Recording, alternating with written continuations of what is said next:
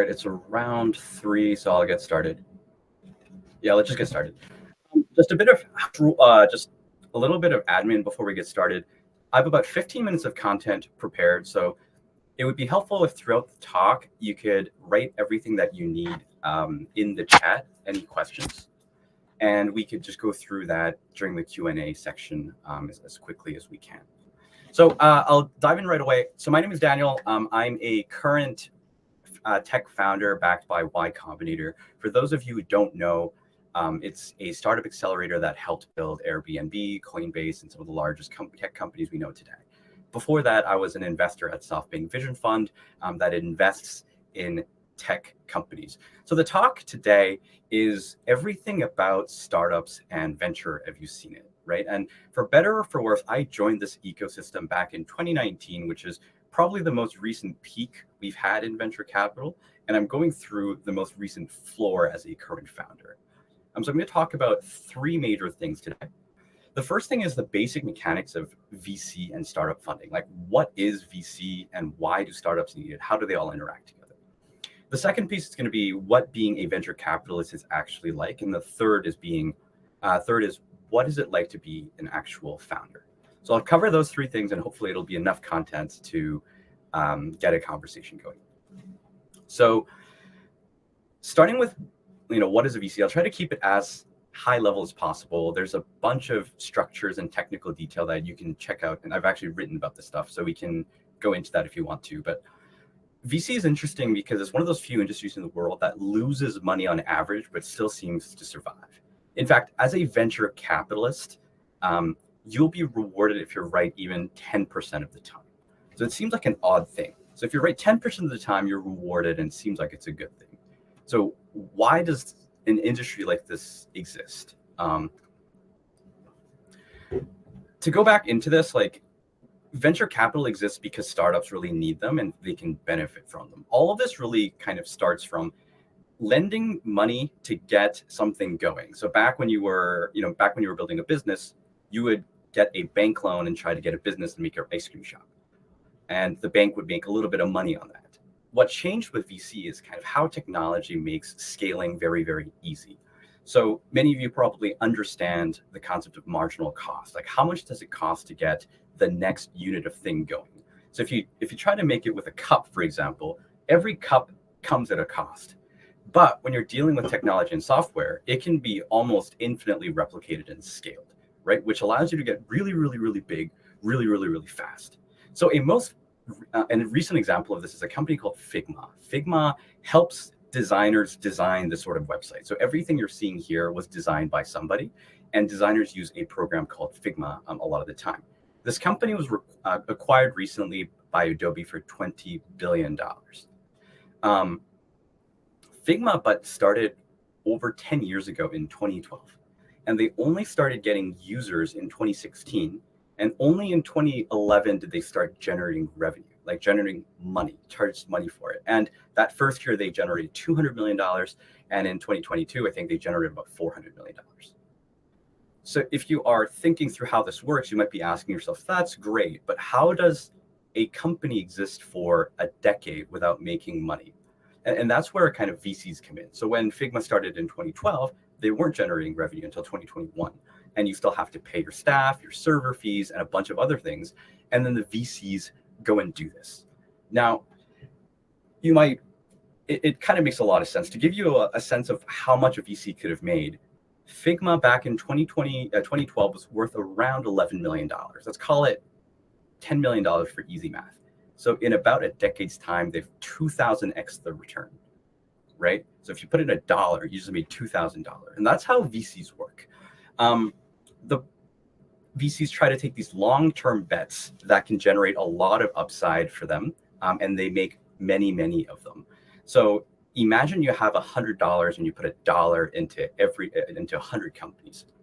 If one of them returns you 100x, you've covered all of your costs. If 2 of them gets a 100x return, you've doubled your money. And you can see how quickly, if you're right 5 to 10% of the time, you can make a lot of money. And we call this asymmetric outcomes, where when it comes to the upside, you almost have a unlimited potential of making money. And when it comes to the downside, it's the money that you've invested in.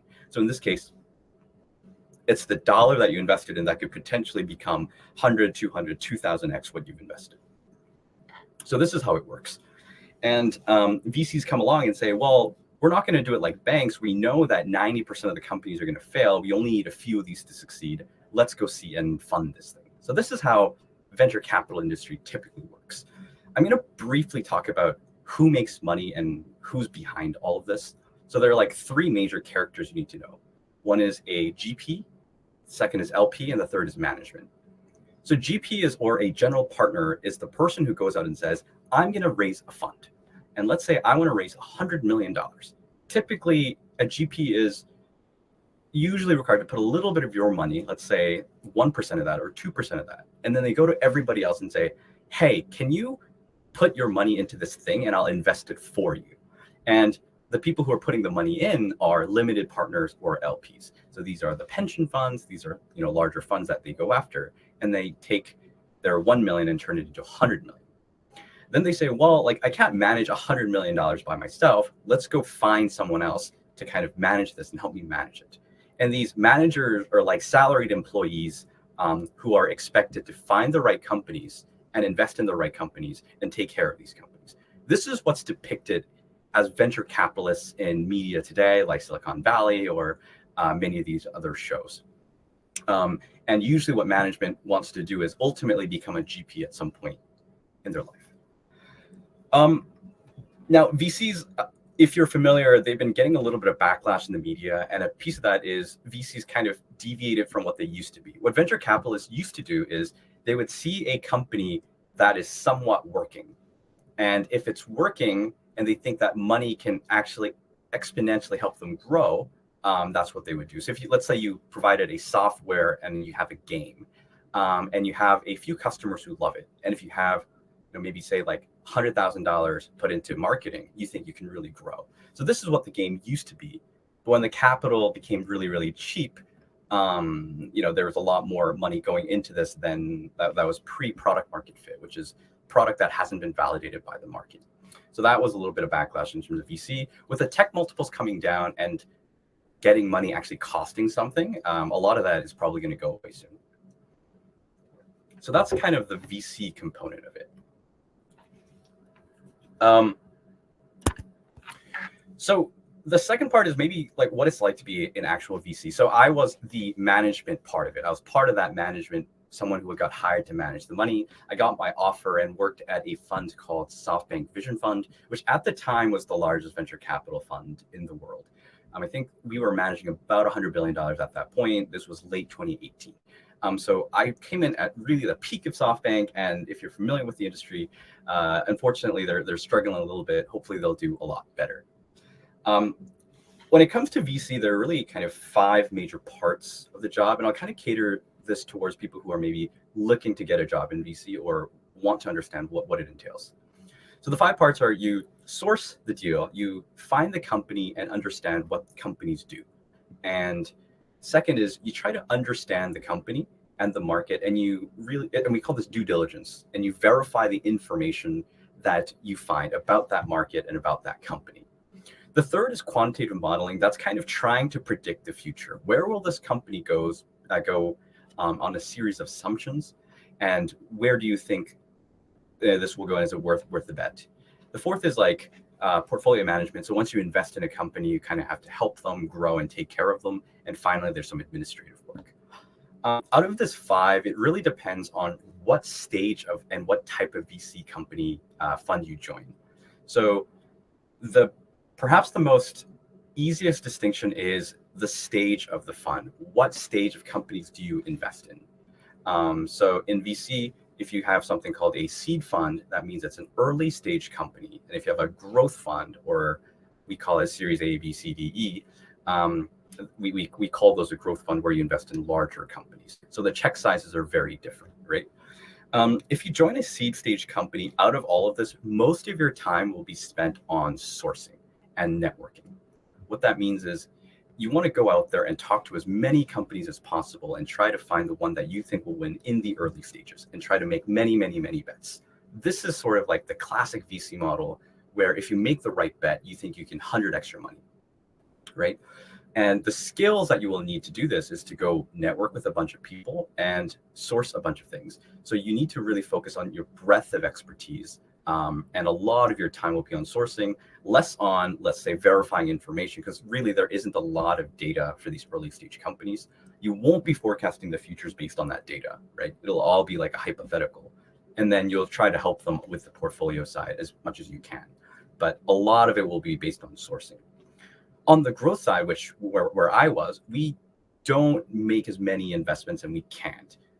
So back when I was at SoftBank, our minimum check size was around $100 million. There are not very many technology companies that are out there that can swallow $100 million. And usually the check sizes were much, much bigger. So the skill set that matters here is, one, really analytically thinking about the data, like what data do they have, and can we forecast can we get to a good forecast of what the future will be based on the data that we've seen today and verifying that data. The other thing that becomes really, really important is fighting for allocation to be a part of that deal. Fighting for allocation means this: if a company is raising $100 million and there are 3 VCs who want to do it, who is going to get to invest in this company? And the reason allocation becomes important is because at that stage, we have a pretty good sense that this company isn't going to go to zero. And we have a pretty good sense of where it's going to go because there's a lot of data, right? So why would a company that's going to grow really well take money from me versus like the other 2 funds that are trying to get into this deal? And being able to fight for that allocation becomes really important, which means you have to have a lot of depth in your network and a depth in your expertise rather than breadth. So this is why when you go to growth funds, you'll see a lot of teams that are specialized in sectors, more so than in seed stage companies, where you do really have to go broad and wide to find the right founders and companies. That's VC. The final thing that I'll end with is what it's like to be a founder. So I left SoftBank and I started my company in 2021. And it's a lot harder than I expected. And companies are, and what a startup is, it's a company that's designed to grow very, very quickly. Like I said, you want to scale infinitely and go really, really, really fast. And ultimately, most of your time is designing and running really, really good experiments to figure out what the market wants, what your users want, and then doubling down on that once you find it. Doubling down means allocating the right resources and hiring the right people to go scale that thing. When it comes to joining a startup, again, I'll talk about it in terms of people who are maybe thinking about joining a startup or doing a startup. There are 4 reasons that are highlighted. And this is from a different talk that was given by partners at Y Combinator. And apparently there's like 4 different things. The first is people want to have financial returns. And we know that many very successful people started their own companies to get that. The second is you want to have some good impact in the world. Third is you think you'll have a good lifestyle, a pretty, a bougie lifestyle, and be your own boss, have that control. In the Y Combinator talk, they call these the 4 myths, as in it's the reason people start companies, but none of them are actually true. For me, I'll talk about the most relatable myth, and I'll talk about the least relatable myth to kind of wrap this up. The most relatable is don't start a company to make money. There are many, many other ways to make money that's easier than starting a company. The example they give in the talk is it's easier to be employee number 100 of Facebook than it is to build a $50 million company or $100 million company on your own. And the financial outcome is more or less the same. This applies also to joining a pre-IPO company and then, in 2 to 3 years, converting your shares into getting that. There's a lot of different ways to make money. Obviously, if you're in a field like myself, so I started in consulting or in finance, those also have great earning potential as you grow. So I feel if you're doing it for the money, there are just ultimately much, much better ways to get that rather than starting a startup. It should really be to do your own thing and hopefully have some impact. The least relatable thing that I found is agency. So they talk about, well, you're not actually your own boss. You're a boss. Your customers are your boss, or your investors become your boss.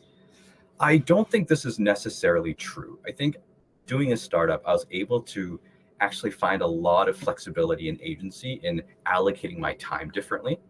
Do I think I'm working as much as I did when I was at SoftBank? Yeah, probably more. But I have a lot of flexibility in the type of work. I also have the flexibility on who to hire. So I have a lot more agency on how I build this company, the culture that I build, and like the type of work that we do, being a founder. So I think that's kind of almost everything I had for the talk. So I've been on both sides of the table as both a venture capitalist as well as a startup founder. And all of this revolves around playing this asymmetric outcome game. How can we get one or two things that really click off and help us be successful? And hopefully you'll be able to find that for yourself. Cool.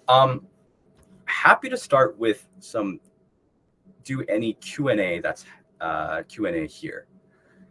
This is like, yeah, it's a bit nerve-wracking to be speaking into a screen with no reactions at all. So I'm just at the Q&A section. There's a bunch of questions that happened. I'll answer these and we'll go here. Cool. Does anyone know a way to invite someone to come and ask a question verbally? No, right?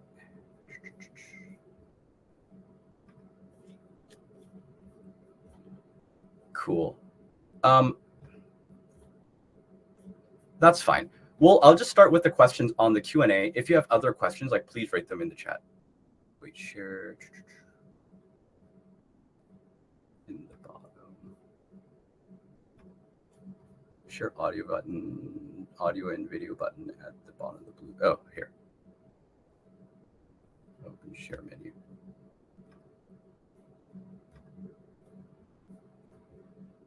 Cool. I'll just start answering these questions. I don't want to hold up a bunch of people's time for this.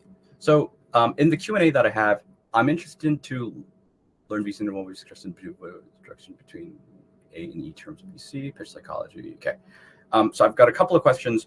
The first question is maybe, what is the distinction between A and E in terms of VC? I think what the question is, like, what is the distinction between Series A and Series E investments? So in VC, we have terminology on early stage investments and late stage investments. Typically, in early stage, we call it pre-seed and seed.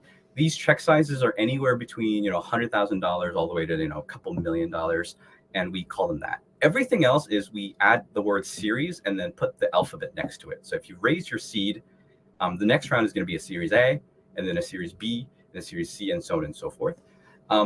So it's really how often did you raise, and it is the closest proxy we have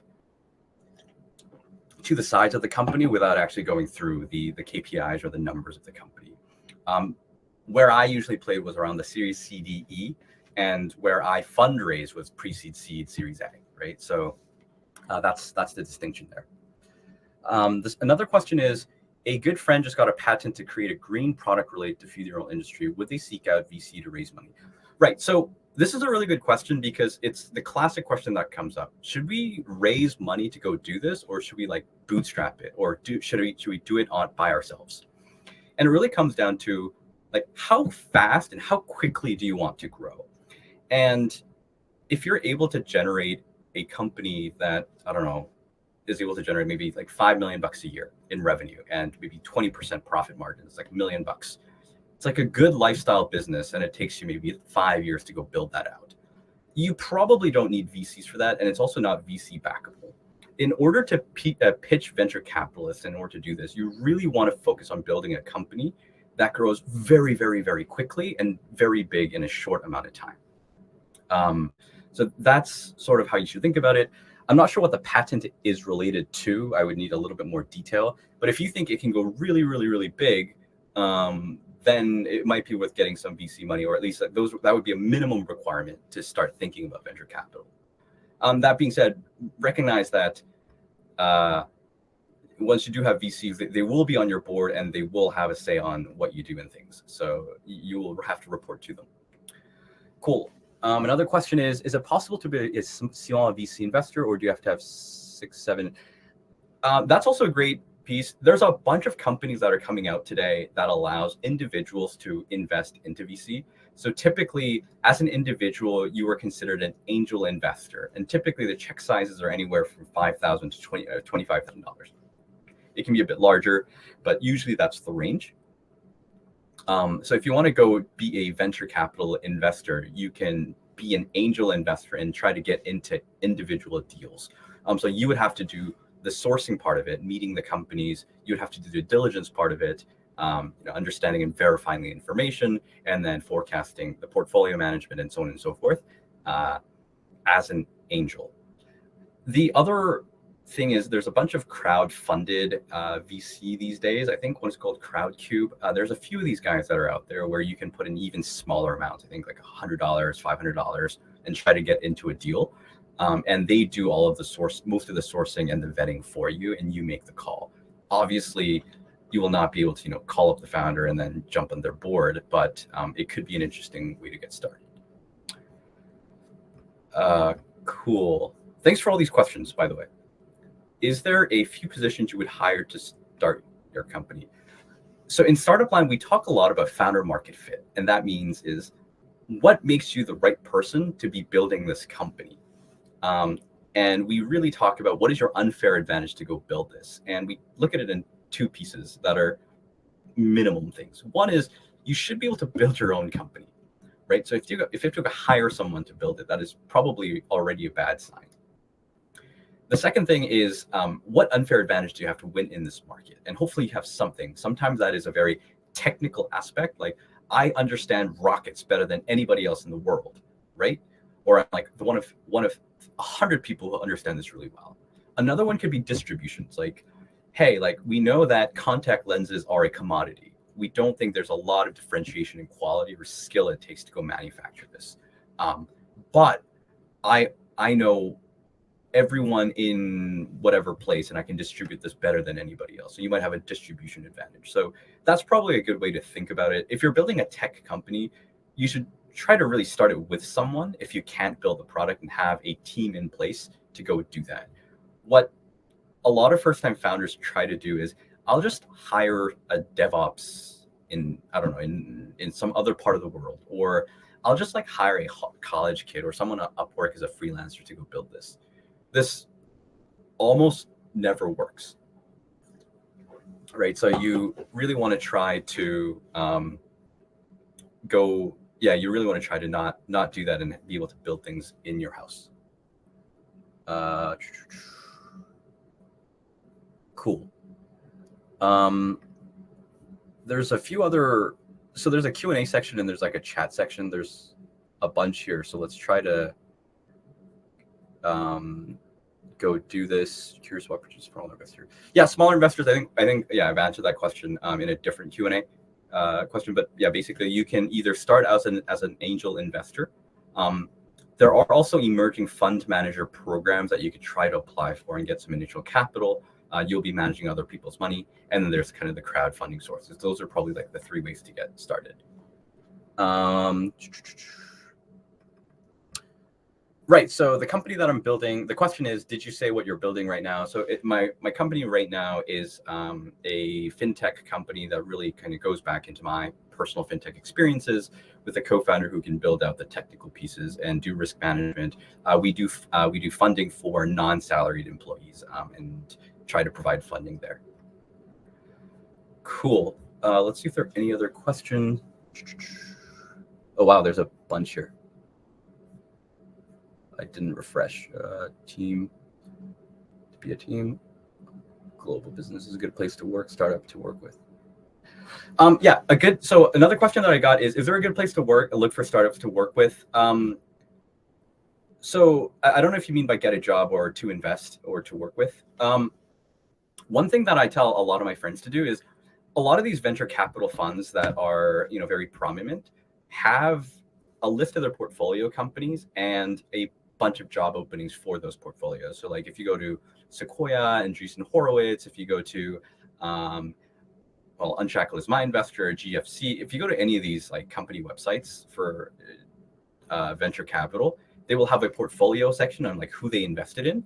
And then they will have a job section with all of the jobs that the portfolios are hiring for. So at a minimum, hey, like Andreessen Horowitz looked at the deal and they approved it, or like SoftBank looked at the deal and they approved it. And so at a very minimum, someone else did a due diligence for you, and you can maybe hop on that in their next rounds and try to be as helpful as possible.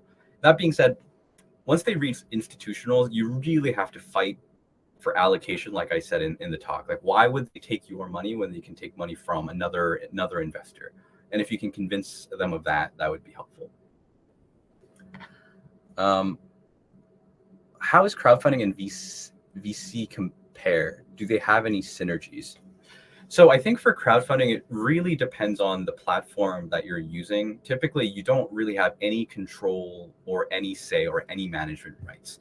As a venture capital fund, when you invest, it depends on the instrument that you use. In the early days, we use something called safes, where founders really have, almost all the rights. But once you hit Series A, we have something called a term sheet. And that term sheet is a legal agreement between the VC and the startup founder. And you're given a bunch of rights, including like the right to get information, the right to management, the right to a bunch of other things. So you have a lot more control. As a crowdfunder, you are typically what happens is they would get maybe 100 people, and then they would have like an allocation cap of, I don't know, $100,000, and then they would come in. So you would get the base minimum amount of information and really not have any agency. That being said, your check size can be probably as small as like $100, versus if you're an angel investor or a VC, like your check size is going to be much, much bigger. There's a lot of questions. What is the best way to reach out to VCs? What about bootstrapping venture capital yourself? Worth it? Did you have mentors? When to guide you? I think, yeah. In terms of specific industries, all industries all the same.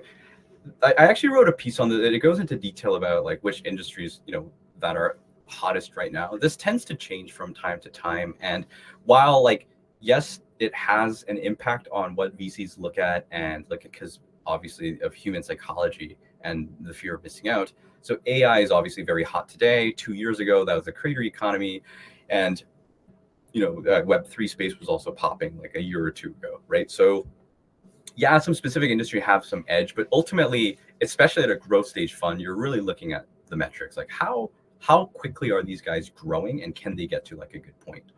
One distinction that I will make is even a few years ago, VCs really focused on, can you grow really, really quickly? And they still do. But the other function that really kicked in with the tech valuation crunch in the last year or so is, can this company break even? As in, can you get to, if you're earning $100, can you make the cost $100? Because typically your revenue is 100 and your cost might be 200. And as long as you're growing quickly, like, we were okay with that. But today we really want to get to a point of like, can you generate cash as quickly as you can? There's a few questions around mentorship. I think, yes, there are people in different parts of this piece that helped me out. So one, I think it helped that I came from a venture capital background and generally understood how this market works. That was helpful. But when I was doing my pre-seed and seed round, for example, as a growth stage investor, this was new. And a former founder, and he's like working on a phenomenal startup in the carbon energy space. He helped out a bunch in helping me make decisions specifically on that fundraise, right? How to approach the fundraise itself, like when I get the offer, how I should do it, what point should I be negotiating, and so on and so forth. The other piece is during Y Combinator, which again is an accelerator in San Francisco, that helped incubate a bunch of these companies. We had group partners who helped us out every couple of weeks. But a lot of this is, as a founder, you need to figure it out yourself.